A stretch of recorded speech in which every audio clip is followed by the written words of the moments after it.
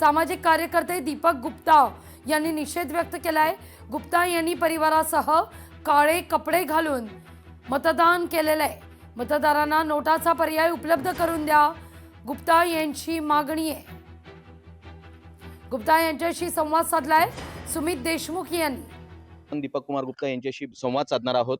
दादा, काय सांगणार तुम्ही? या ठिकाणी काळे कपडे घालून प्रशासनाचा निषेध नोंदवलेला आहे, मात्र मतदानाचा हक्क आपण बजावलेला आहे। जरी एक उमेदवारी आहे तरी आमच्या नोटाचा अधिकार आम्हाला संविधानचे कलम असहमतीचे जे अधिकार आहे संविधानची कलम 19(1) मध्ये दिलेला आहे की आम्ही असहमत पण होऊ शकता, सहमत पण होऊ शकता, असहमत पण होऊ शकता। तो आम्हाला अधिकार जो आहे वो हमारा हिरवले जात असल्याने आम्ही मतदान जो केंद्र अधिकारी आहेत त्यांना मी मागणी केलेली आहे की म्हणजे मला नोटाचा अधिकार जे आहे 2(अ) मध्ये उपलब्ध करून द्यावे। मलाच नाही, जे अधिकार हा अधिकार जे आहे या अधिकार जो आहे संपूर्ण महाराष्ट्रात उपलब्ध करून देण्यात यावे। मी यासाठी याचिका पण केलेली आहे। याचिका माननीय हायकोर्ट मध्ये।